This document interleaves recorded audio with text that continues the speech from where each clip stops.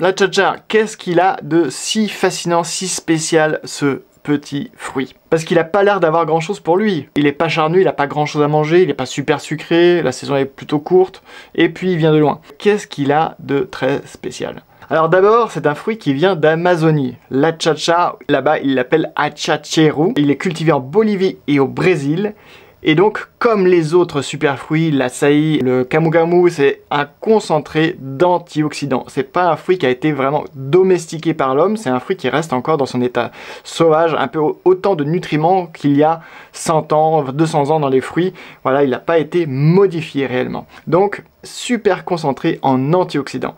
C'est aussi un cousin du mangoustan, le genre Garcinia. Du coup, à ce titre, il contient aussi des xanthones. Ces composés bioactifs qui sont aussi dans le mangoustan et qui sont vraiment intéressants pour la santé à plein de niveaux, notamment antioxydants, anti-inflammatoires, bon pour le système digestif. Enfin bon, il y a tout un panel de bénéfices dans les xanthones, qui se trouvent principalement dans la coque du mangoustan ou de la tcha-tcha. Quel est son goût? C'est maintenant ce que tu te poses comme question. Je vais l'ouvrir, tu vas voir que c'est très facile de le manger. Regarde. Voilà. Il suffit, tu vois, la coque s'enfonce très facilement avec les doigts. Toc, tu le sépares en deux comme ça. Tu le toques avec les doigts.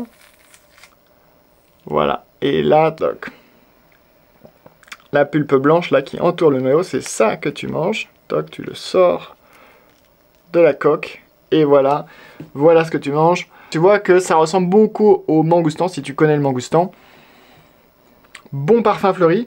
Quand il est fermé, ça se sent pas beaucoup. Mais dès que tu l'ouvres, là, la pulpe, là tu sens vraiment le parfum fleuri. C'est parti, dégustation.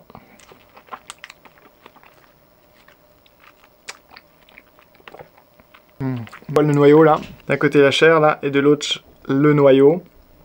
La pulpe, c'est ça qui se mange, la partie blanche, et le noyau ne se mange pas. Donc la tcha-tcha ressemble beaucoup quand même au mangoustan. C'est plus acidulé que le mangoustan, et un tout petit peu moins sucré. Par contre, il y a une composante fleurie en plus, une composante de fleurs exotiques.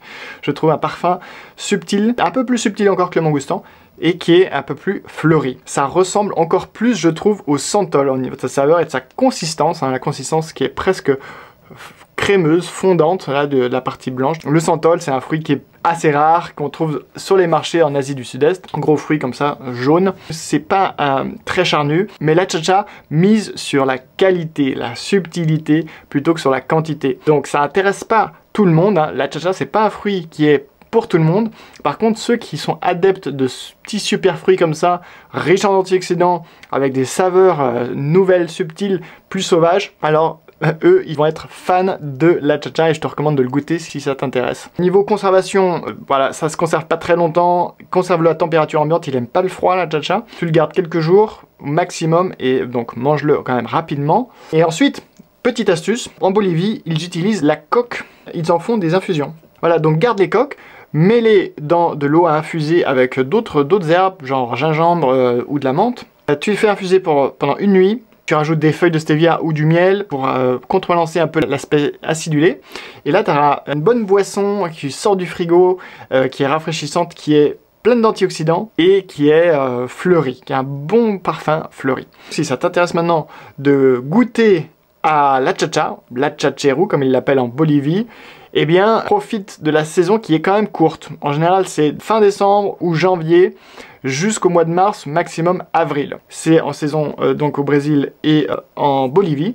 Il y a aussi quelques cultures en Australie, mais nous, à Jurassic Fruit, on les fait venir directement du Brésil ou de Bolivie. Voilà, donc si ça t'intéresse, eh bien, c'est disponible juste pendant la saison sur Jurassic Fruit. Je te dis à très bientôt sur la boutique ou sur une autre vidéo pour découvrir d'autres raretés, d'autres fruits sauvages, d'autres fruits exotiques intéressants, genre le mangoustan, hein, le cousin de la tcha-tcha, Garcinia aussi, ou la gandaria, le maprang, ou encore d'autres fruits, le fruit de la passion jaune sucré par exemple, le fruit du dragon. Voilà, on est des spécialistes des fruits, on est des passionnés des fruits exotiques, des fruits du monde, surtout quand ils contiennent beaucoup d'antioxydants et ont une saveur très riche.